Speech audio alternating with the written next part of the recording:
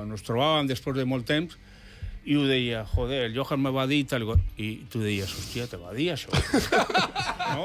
I jo li deia, escolta, pues, doncs a mi un dia em va dir, per exemple, diré una cosa que em va dir a mi, no? De los primers partits també.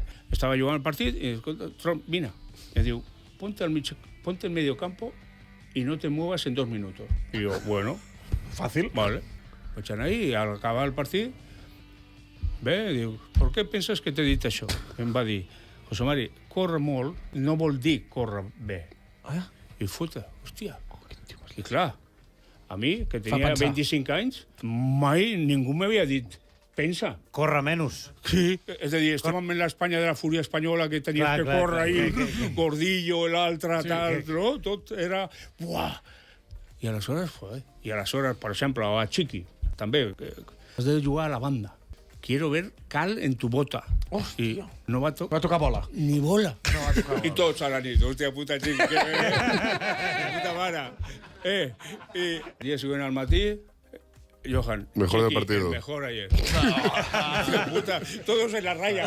En el entrenamiento, yo también voy por la raya, que vull ser millor també. És a dir que, saps? I aleshores així podem parlar d'un altre, i clar, el Chiqui no va dir això a mi. Jo no vaig parlar amb Julio Salinas o amb Zubi d'una qüestió, sinó que després, amb el temps, trobant coses, clar, i dius, hòstia, que el tio fotia les coses individual i col·lectivament. Guapíssim.